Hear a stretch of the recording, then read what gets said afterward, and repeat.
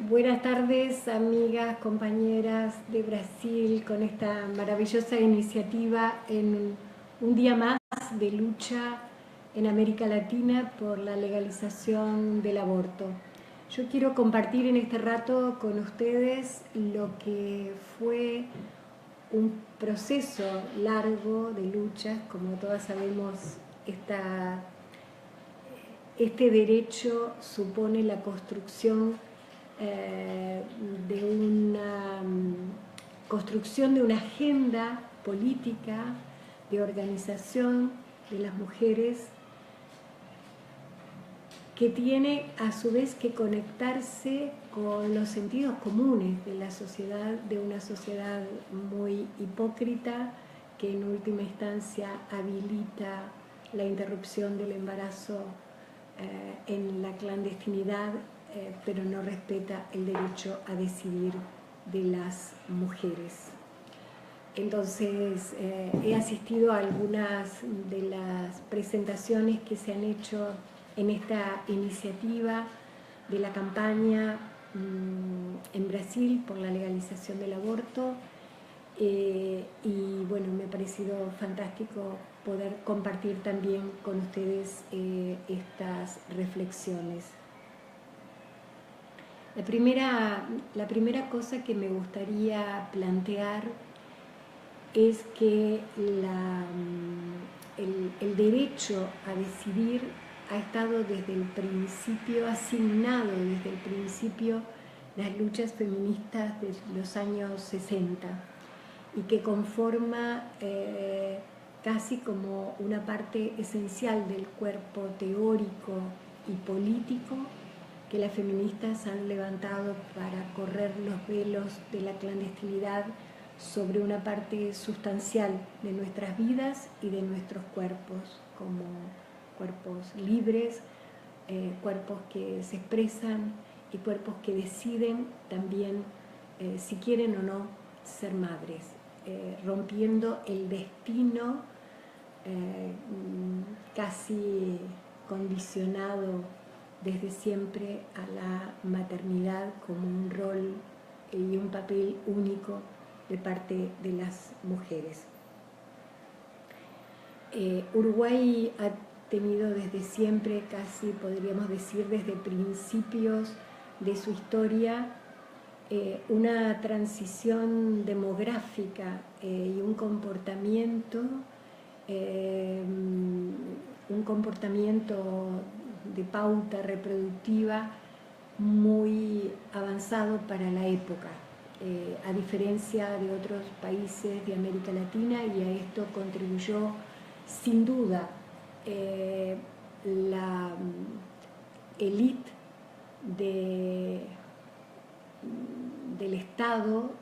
desde 1910 al 1920, que generó una separación entre la Iglesia y el Estado y la reivindicación de la laicidad como un principio fundamental, junto con la universalización de la escuela primaria en todo el país como laica, gratuita y obligatoria. Y traigo esto porque en realidad el aborto en el Uruguay ha sido una pauta social de las mujeres y de las familias, no recientemente, sino desde, podríamos decir, desde principios, después de los años 20, de los años 30, donde las mujeres y las familias comenzaron a controlar su fecundidad con el único método que en ese momento se conocía, que era la interrupción voluntaria del embarazo, es decir, el aborto. Cuando yo era niña, pertenecía a una familia de 4 hijos y era una excepción. Eran casi como mirados, porque el ideal familiar de los años 50, 60, 70 en el Uruguay sobre todo en las ciudades uruguayas y particularmente en Montevideo, que se concentra la mitad de la población, era un núcleo compuesto por padre, madre, la familia tradicional y dos hijos. Entonces el aborto ha formado parte de la historia social de las mujeres, aunque silenciadas en el espacio público. Cuando nosotras comenzamos la campaña en 1989 por la legalización del aborto, la primera publicación que sacamos se llamaba "Yo aborto, tú abortas, todos callamos". Y era, digamos, el centro de esa campaña era denunciar la hipocresía que reinaba en torno a este derecho a decidir por parte de las mujeres, pero que no estaba, era un derecho que se ejercía en el ámbito de lo privado, en el ámbito de las decisiones que cada familia tomaba y cada mujer tomaba, con todos los riesgos de clandestinidad, de nervios y desprotección, y básicamente con la desigualdad que ello significa, porque las clínicas que garantizaban ciertos niveles de sanidad y de protección para las mujeres también significaban costos que no todas las mujeres y no todas las familias no todas las parejas estaban en condiciones de acceder. Por lo tanto, se establecía una desigualdad en el acceso basado fundamentalmente por la mercantilización del aborto como una práctica social relativamente generalizada. Nosotras empezamos en el año 89, en ese momento éramos un solo grupo feminista que levantó esa campaña, y nos pareció interesante de todas maneras para nosotras levantar la campaña como algo, como podríamos decir, como una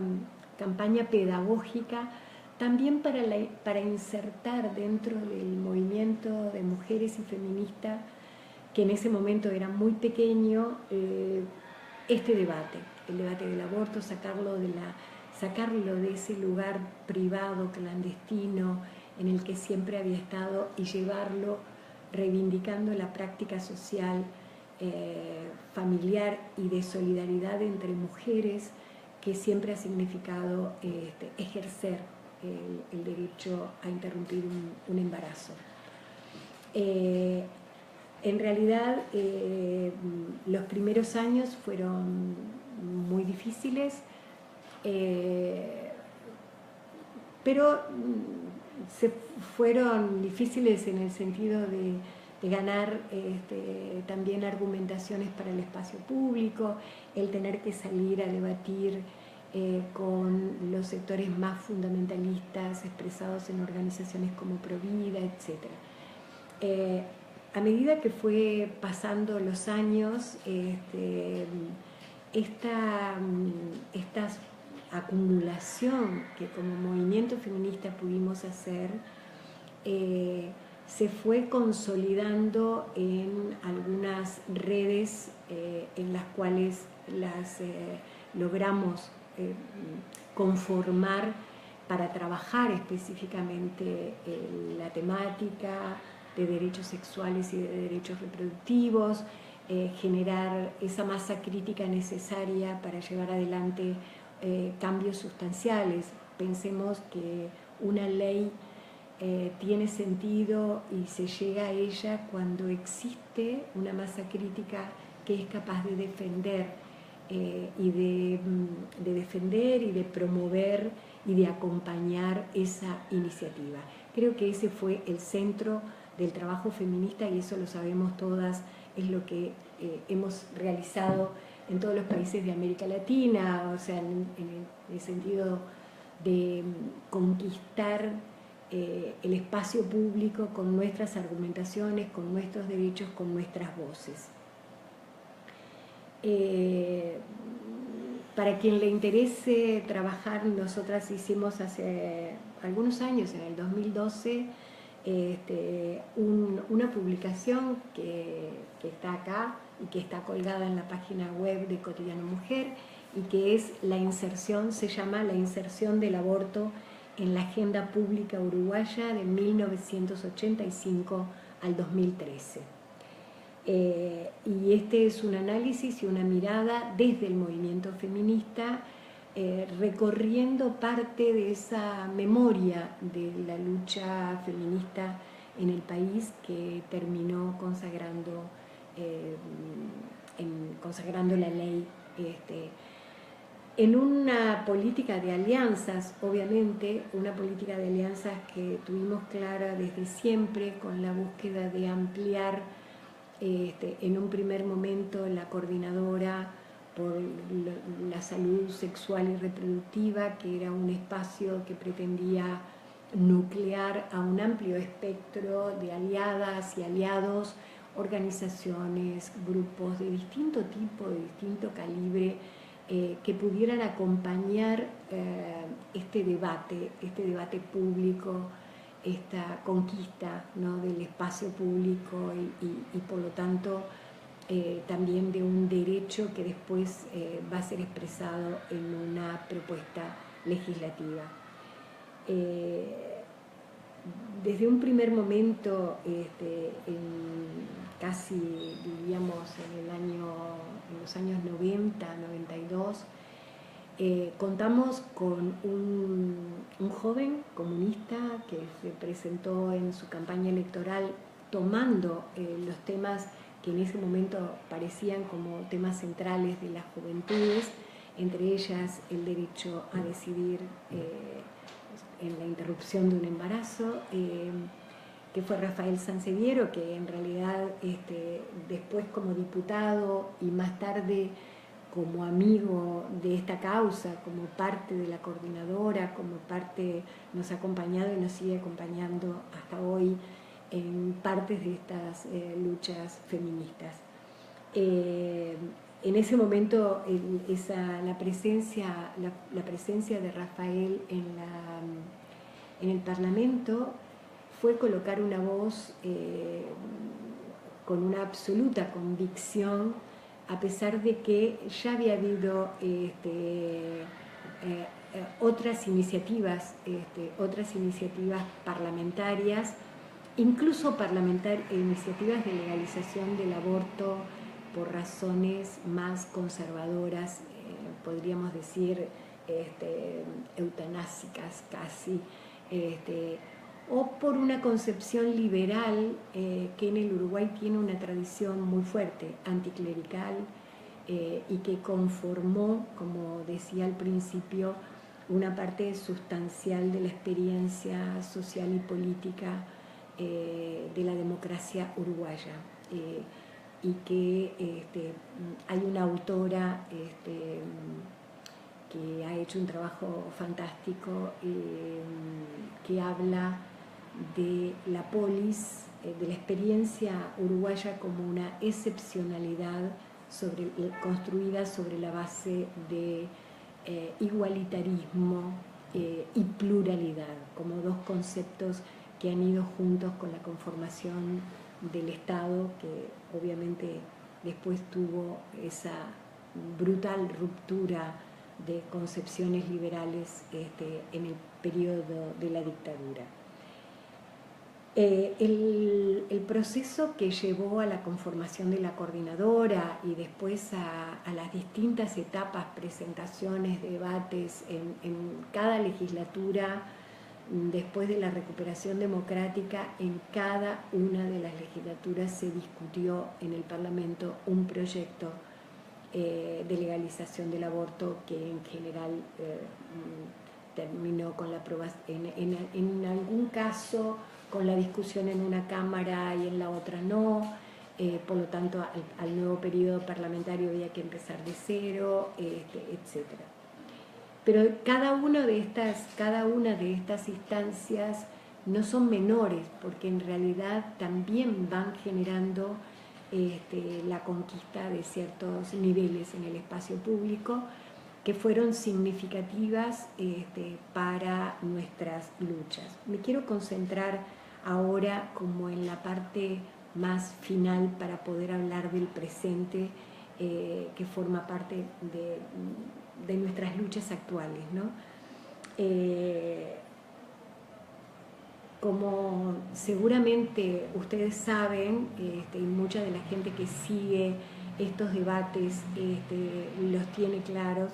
la presencia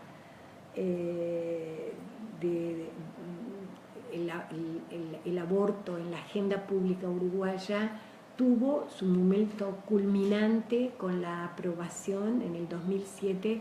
de un proyecto de ley, y ya estamos hablando desde el 2002 al 2007 de 5 años intensos en la campaña, intensos en la conquista también política, con sectores cada vez más amplios de aliados, con un trabajo del movimiento de mujeres y del movimiento feminista muy intenso en relación a esa temática,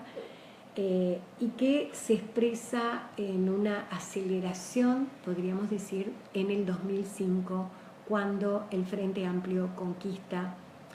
por primera vez el gobierno nacional. Es necesario decir que desde el año 1990 Montevideo tiene una administración del Frente Amplio, de la izquierda oficial, podríamos decir, y que en varios periodos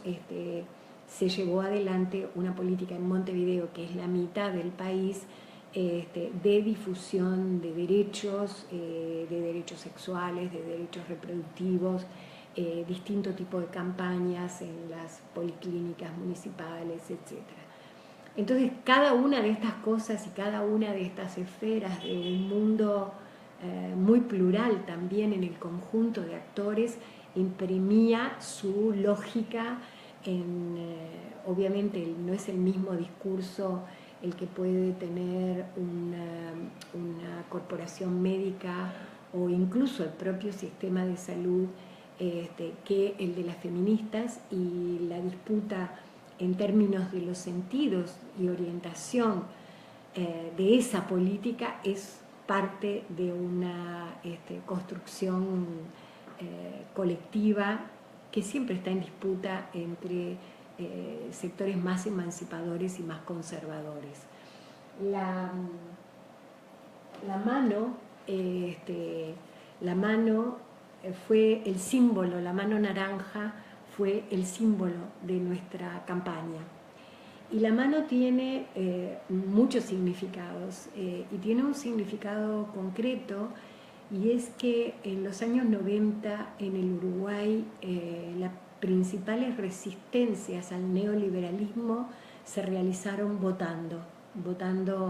por ejemplo, la prohibición de privatización de las empresas públicas, con plebiscitos y campañas plebiscitarias que fueron conquistadas. Por lo tanto, el voto a favor tenía para nosotras el sentido de recuperar, más que como el tema del aborto, no solo como un tema de salud de las mujeres, sino como parte de la agenda democrática del país postdictadura. Acá me parece importante resaltar este punto, porque efectivamente el aborto en la agenda democrática significa bastantes amplias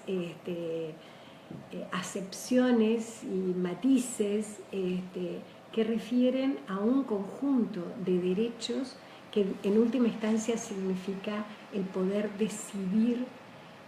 ampliando la democratización de ese mismo espacio público, de espacio político. Y esto fue parte de todo un proceso, como decía, un proceso que llevó muchos años, que llevó muchos aprendizajes, muchas reflexiones colectivas y también muchos fracasos, porque los proyectos se votaron y no salían y en definitiva había y hubo grandes dificultades y por momentos bastante desazón al respecto de cómo, creo que hubo un pequeño corte. Bueno, entonces, como decía, este debate público nos llevó a generar orientaciones que fueron cambiando en el momento con distintos tipos de acciones, todos los detalles no me podré referir, me voy a referir solamente a un momento muy significativo y muy doloroso, y que fue un momento de fractura también dentro del espectro político de izquierda en el Uruguay, que fue justamente cuando el doctor Tabaré Vázquez, en su primera presidencia, 2005-2010, en el 2007, veta la ley aprobada por el Parlamento. Esa ley y ese proceso de debate de una ley muy buena, muy integral, que se dio, liderada por mujeres, en concreto la senadora Mónica Xavier fue quien presentó el proyecto en el Parlamento, quien lo defendió. El veto presidencial tocó aristas que de alguna forma, como decía, se insertó como una problemática en la cultura misma de la izquierda uruguaya, justamente por varias dimensiones. Primero, por el hecho de que el presidente de una fuerza política de izquierda lleva adelante un veto contra su parlamento, porque la izquierda tenía mayoría parlamentaria, y por eso fue aprobado el proyecto. Entonces, esa dimensión entre la con cierto sesgo autoritario que pasaba por encima de las decisiones parlamentarias, fue un elemento muy doloroso también como experiencia política para quienes, bueno, nos identificamos genéricamente como de izquierda y feministas, y tal vez en un espectro mucho más amplio, y a partir de ese momento, a partir del 2007, cuando no hay condiciones para levantar el veto en el Parlamento, que se necesitaban 2/3 de los votos para levantar el veto presidencial, se consagra, bueno, algo que, como digo, es una ruptura desde el punto de vista subjetivo muy importante para el colectivo de feministas, sin duda, pero también en un sentido más amplio, y ahí se reorienta la campaña con algunas iniciativas que pretenden mostrar justamente el apoyo que esta propuesta tiene en la ciudadanía uruguaya, y bueno, hacemos algunas acciones, entre ellas una movilización que se realiza ya más adelante, ¿no? Ya en el segundo periodo de gobierno, una acción que se realiza firmando "Yo aborté, ayudé a abortar, acompañé a una mujer a abortar", y en esa campaña por internet. Juntamos 9.000 firmas, pero de personas muy conocidas, desde algunos ministros, algunas parlamentarias y parlamentarios,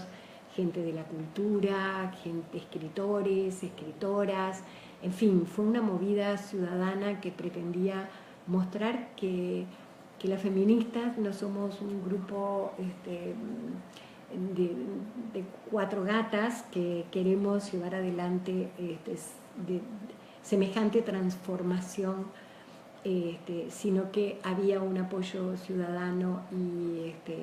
que acompañaba esa iniciativa. Obviamente estamos hablando de 9.000 votos, no es un plebiscito, ni mucho que 9.000 firmas no significan más que eso, ¿no? Más que el apoyo de opinión pública, pero que fue parte de esa segunda fase de lucha en el cual ya no estábamos, porque la ley que del 2007 que fue aprobada, Ley Integral de Derechos Sexuales y Reproductivos, solo tenía vetado los artículos referentes al aborto. Por lo tanto, la campaña ahora ya no era por la ley integral en términos de derechos sexuales y reproductivos, educación sexual, etcétera, sino exclusivamente sobre el aborto, y ahí justamente cambió la coordinadora, pasó a llamarse coordinadora por la legalización del aborto. Concretamente porque el proyecto de ley a partir de ese momento tenía que ser exactamente ese, tenía que ser un proyecto de ley que estuviera centrado en la legalización del aborto. En esta segunda fase se llevó adelante en el gobierno de José Mujica, que es el segundo gobierno del Frente Amplio en el Uruguay, y que amplía una agenda de derechos y amplía una coalición de organizaciones en torno al aborto, a la lucha por la legalización de la marihuana y al matrimonio igualitario. Entonces, nuestras coaliciones, que le hemos llamado el Pacto Social de los Cambios, estuvo integrado por organizaciones múltiples quienes luchaban centralmente por el tema, quienes luchaban centralmente por el matrimonio igualitario, pero acompañaban la causa de la legalización del aborto y lo mismo en relación al cannabis, etc. Entonces se generó en ese periodo, en el periodo 2010-2015, una interesantísima coalición de organizaciones, de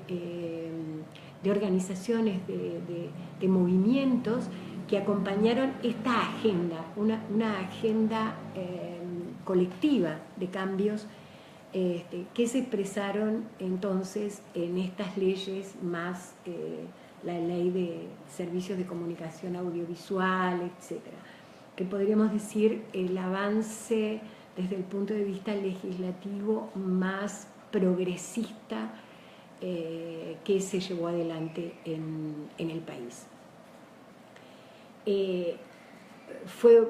como todas las experiencias sociales, experiencias muy, muy ricas, en un contexto, sin embargo, el contexto político fue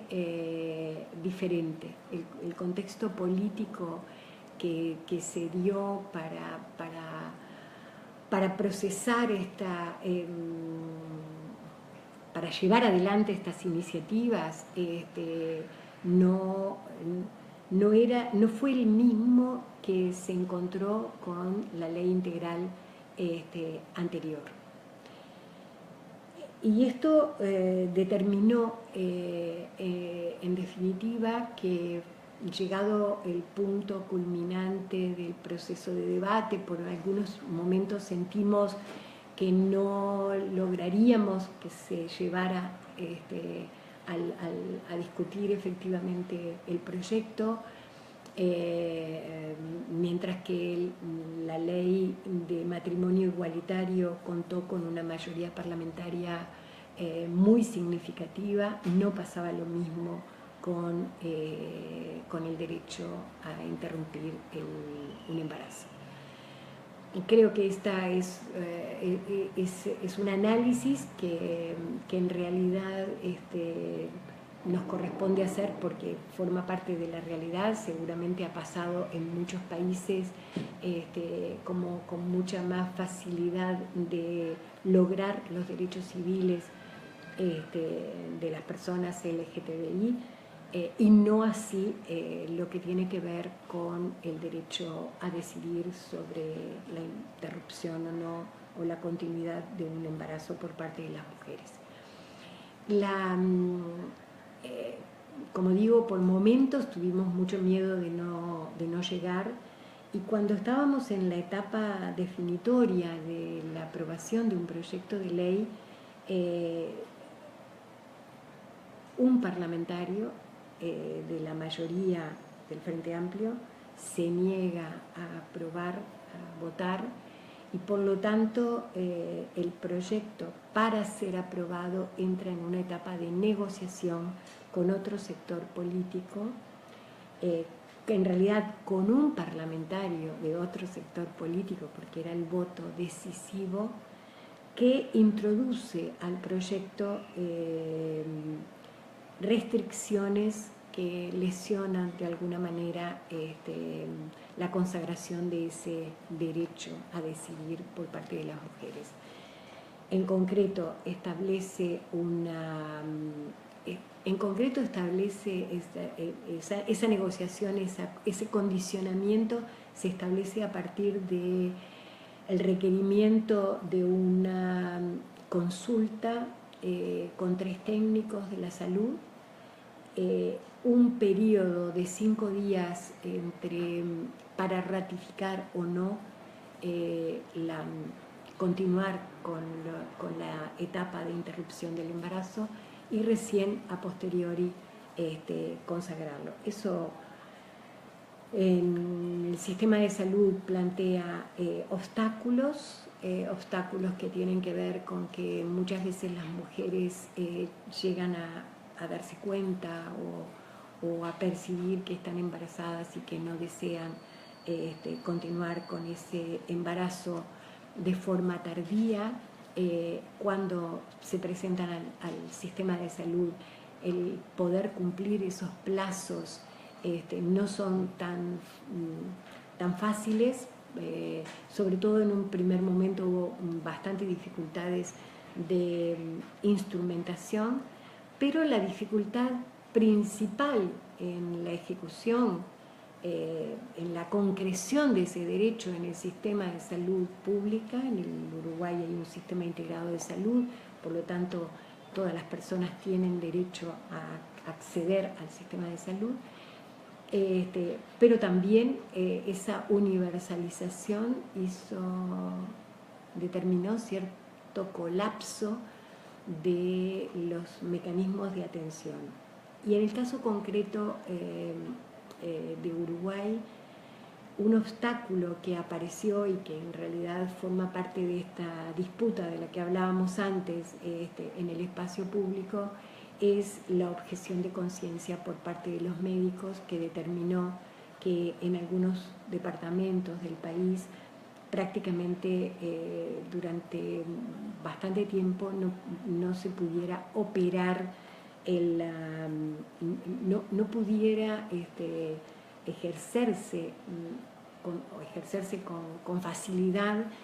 la interrupción del embarazo debido a cuestiones estrictamente, diríamos, técnicas, operativas. Durante la lucha de los sectores conservadores por limitar, obstaculizar y derrotar este derecho ha sido permanente. La primera cuestión que hicieron fue generar un mecanismo ciudadano existente en nuestra Constitución para derogar la ley, la ley de interrupción voluntaria del embarazo, y existen dos formas para hacer esto. Una es recolectando las firmas directamente, o sea, yo quiero derogar una ley, me organizo y tengo que juntar en todo el país una cantidad sustantiva de firmas. El otro mecanismo, y eso es muy trabajoso, muy costoso y requiere muchísima militancia y muchísima organización para llegar a tener las firmas válidas para el referéndum. El otro mecanismo es una especie de votación previa que se habilita para que, en vez de juntar las firmas, la gente vaya a votar